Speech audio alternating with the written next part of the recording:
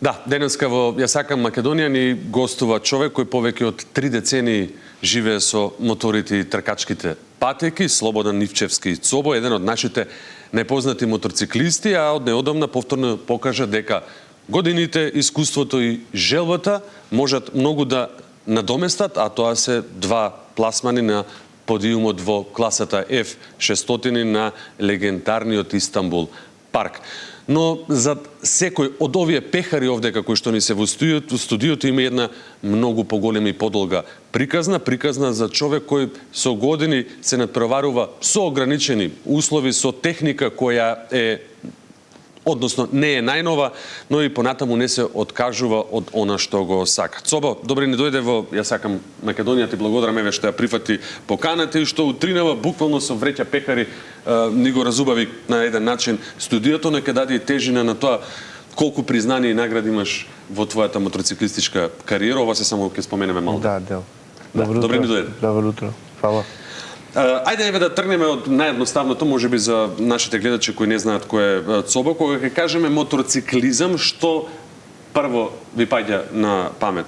Брзина, адреналин, слобода или сосема нешто друго? Па секојдневно сме со тркиве, со моториве, во гаража, во друштво со други возачи. И тоа е како дел од животот, веќе нема друг дел не се спознава освен мотори, јадење и одење на трка. Се сеќаваш ли кога прв пат го свати моментот дека јас сум предодреден да ова не ми биде само хоби, да возам мотор, туку нешто со кое што еве сакаш да се занимаваш професионално во животот?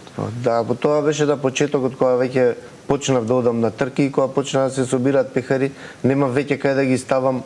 Почнав да ги ставам над вратите дома и веќе немав, гледам дека станува сериозно секоја трка, донесувам пехар и морав да направам специјални полици вака на 2 зида за да почнам да ги редам. И тогаш видов дека вистина имам талент за тоа и одлучи да се посветиш максимално да практично твоја професионална ориентација биде мотоциклизмот. Точно, уште од мали нозе, уште од 7-8 деление одев со машината во ранец, место книги, машината во ранец и одев во школа. Толку години на патеката, практично повеќе од 3 децени се навистина многу. Кога ќе погледнеш наназад, што изгледа најневеројатно? Колку долго си останал во овој спорт или колку работи си поминал за да останеш во мотоциклизмот? Па вистината тешко е да се опстане тука затоа што ова е високо ризичен спорт. Може да се каже дека секоја трка кога стартуваме, ние не се знае дали ќе ја завршиме трката, затоа што има секогаш инциденти лоши, со повреди, со...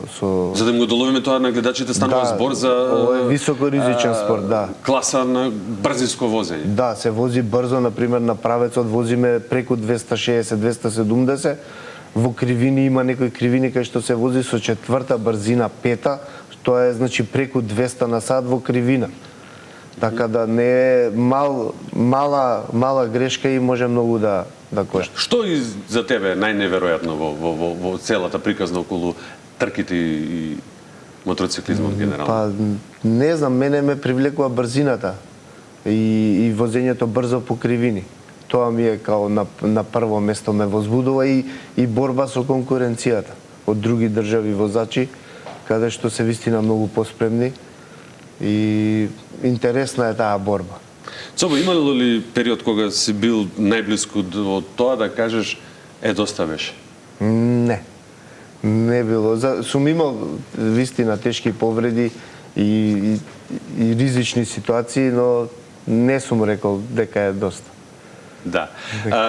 Пехарите се едно, приказната е друго. Споменавме овде дека имаш мал дел од пехарите само донесени. Кога еве денеска ќе погледнеш во тие сталажи за кои велиш дека веќе очи немав место, морав да ги направам за се постават сите медали, сите пехари. Кој пехар или медал најмногу ти значи и зошто баш тој? Најмногу ми значи прво место кога бев во генерален пласман во БМО Европскиот шампионат. Возев со 10 години стар мотор и беше до последен момент, до последна трка борба за да се добијат бодови за да се стане шампион во таа класа. И вистина многу сакам да им заблагодарам на луѓето до тој момент што беа тамо и ми помогнаа за да се оствари тоа. Има ли некоја трка или таа трка која што никогаш нема да заборавиш, не само заради тоа што Цобо освоил подиум или прво место, туку затоа што можеби нешто ти се случило таму? Па, од сите пехари што ги имам, секој си има приказна. Например, да дојдеш ти дома и да речеш овој пехар, јас ќе ти кажам, значи, 1 сат приказка за него, како била трката, како се одвила, како сум отишол тамо, како е добиен подиумот, со кој гуми сум возел, со кој мотор, во кои услови и многу голема приказка е секој еден од нив. Да. Ајде кажи ми за овој, очинам дека овој е последниот од Истанбул парк. Да, последниот пред 9 дена беше тој 15 август мислам дека пишува на него. Така? Тој беше вистина отидов сам на трка од Скопје до Истанбул, сам си го возиш моторот од Скопје до Истанбул? Не, со комбе бев, моторот во комбе. Дека моторот ти е во комбе, не дека возиш до Истанбул. Внатре опремата, има и некои слики, внатре спијам во комбето, со вреќа за спиење, со душеци, во Истанбул отидов, тамо 4 дена, у средата, у четвртокот Сабајле трнав, цел ден возење, петокот тренинзи, саботата трка, неделата трка. И тоа беше вистина тежок викенд, затоа што бев без никој до мене, мислам да е сувозач или нешто, да. Само морам да ги пофалам, еден другар дојде со мотор, со жена му на стаза и они ми помогнаа. Ми ги носеа штендерите, греачите на старт. И голем поздрав до Живко и до Весна. И они се као секоја трка ме пратат мене да се извозат и ќе доат Истанбул, Брно или Грчка или некаде и уз тоа ќе ми помогнат. Цобо, мислам дека ова е што ќе го зборуваме следно нешто што ја прави твојата приказна посебна. Ти се надпреваруваш, верувам дека многу малку од гледачите знаат, секогаш со услови какви што да речеме имаат возачите, односно немаат возачите на други земји. Колку е тешко да бидеш професионално посветен на спорт во кој секој тренинг, секоја гума, секое патување и секој резервен дел чини пари. Да. И јас вистина имам некои помагатели што ме помагаат, но тоа се да не кажам минимум што може за да отидам на трка, да платам за учество, затоа што на некои трки се плаќа 300 до 500 евра само за да влезеш да возиш. И за да ги покријам тие трошоци. А додека опремата, гумите и моторот ми се поддршката. Да не кажам многу стари. Моторот е веќе 20 години стар и не е конкурентен во таа класа. За други возат вистина нови мотори, секој излагање нови гуми. Ја одам со стари гуми, со стари се враќам. Значи, ретко, минатата сезона заврши вице шампион со 2 нови гуми. И сега им кажувам на конкуренцијава, што ми беа едни бугари и романци, викам, они кажуваат колку трошат сезонски, да, значи секоја трка или на секој појавување на асфалт имаат 4-5 гуми. Ја им кажувам, цела сезона 2 гуми. Како е можно, вика, тоа не е можно. Па викам, можно е, ве гледај. И да се донесе практично и секоја трка да скоро подиум, да. Подиум. Тоа те мотивира или понекогаш те фрустрира кога ќе гледаш што имаат конкурентите наспроти? Да, тоа вистина ме мотивира многу. И од тука кога одам, многу има негативни, абе не, оди моторот стар, немаш услови, вака, така, и тоа ми дава многу поттик мене за да одам и да направам резултат подобар, за да им докажам дека не е све до парите или да имаш нов мотор, него може и со стар мотор да се постигнат резултати, ама многу е потешко и во поголем ризик влегувам, затоа што опасен сериозни брзини тоа и нема играње. Ајде малку да позборуваме околу тоа. Многу луѓе веројатно би помислеле дека дека во ваков спорт најважно да имаш и нов и најмоќен мотор, а ти понатаму возиш машина стара 20 години.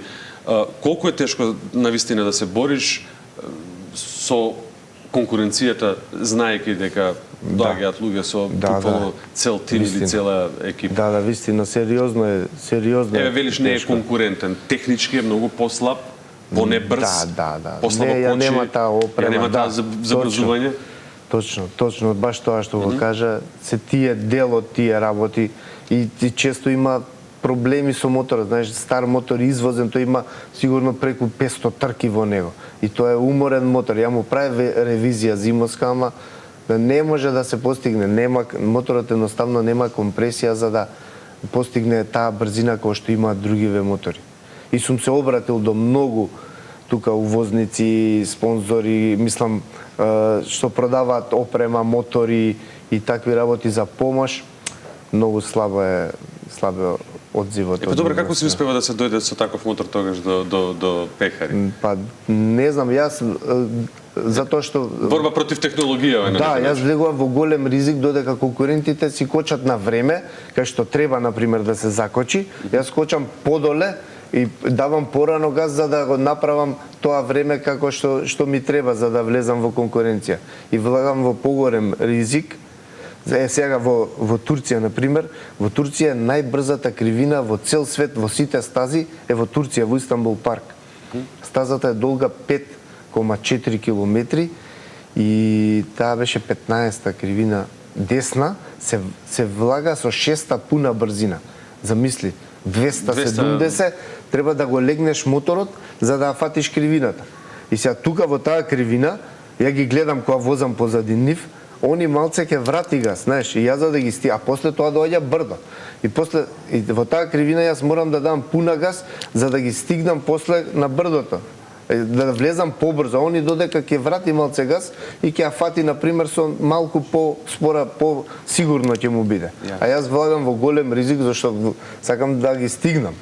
И влагам со многу поголема брзина. Добро, кога ќе видиш собо некој конкурент со нова машина, со мотор како што треба да биде на таа патека, не си велиш ли понекогаш, ја да има ваков мотор?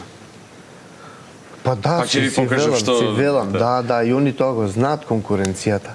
И они сигурно се молат ја да не земам нов мотор, зашто ќе им биде многу потешко. Мене ќе ми биде полесно за да ова е на пример во Бугарија и не знам, прв пат на таа стаза бевме и интересно е, знаеш, се добива некој искуство што таков осет не може да се добие по улициве.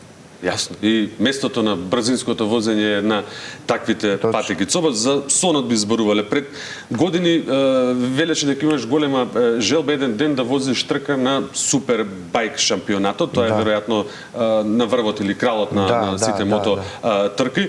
Кога денес од оваа перспектива ќе го погледнеш тој сон, дали се уште го имаш во себе или пак човекот со годините на некој начин почнува да сонува и поинаку?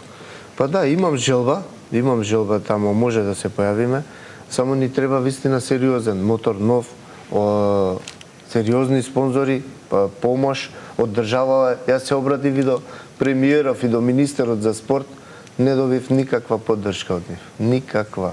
Во однос на мотоциклистичката федерација на Македонија, од федерацијата добиваме некаква помош, некогаш ќе ни стават бензин во комбето или во колата за да одиме на трки и тоа е тоа. Кои се одговорите кои ги добиваш?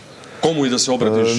Кому да кажеш, луѓе, јас во мојава кариера имам освоено толку медали, толку пехари, толку полпозиции, се работи за овој спорт, се работи за таа публика.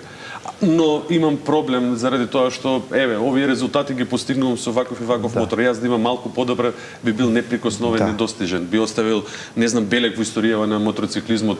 Дали станува збор сега во класата која што возиш ти на Балкан или на европско или па на супербајк, утре да се појавиш во светски рамки да покажеме дека ние имаме моторџија кој што е светска класа.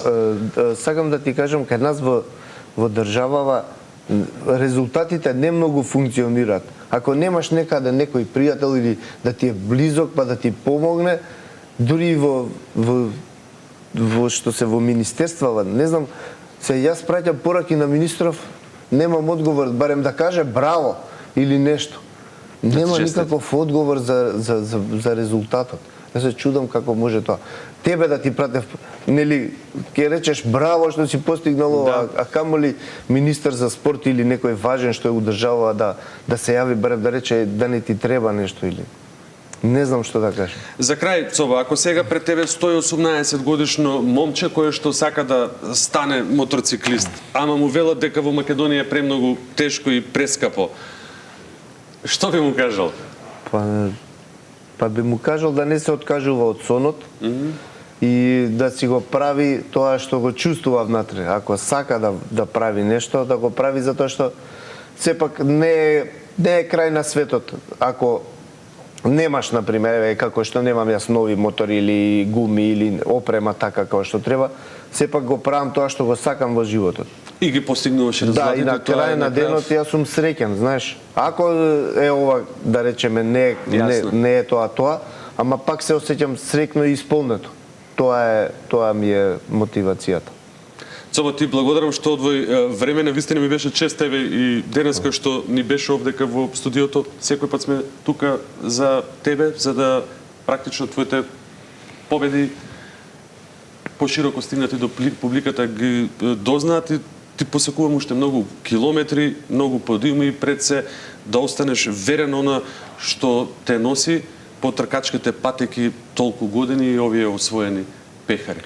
Искрено да ти кажам, би сакал еден документарен филм да видам за Цоба, човекот кој што 30 години е на подиумов, кој има освоено преку стотици вакви медали, пехари. Јас ги имам освоено, тие се за Македонија, не се за мене лично. Но публикава многу малку знае. Да, затоа што јас кога одам ја представувам Македонија, не е моето име или клубот мој, за Македонија возам ја. Тоа е. Ти благодарам и ти посакувам многу среќа. Фала Цоба, многу. благодарам уште еднаш кој што беше наш денешен гостин. Почитувани,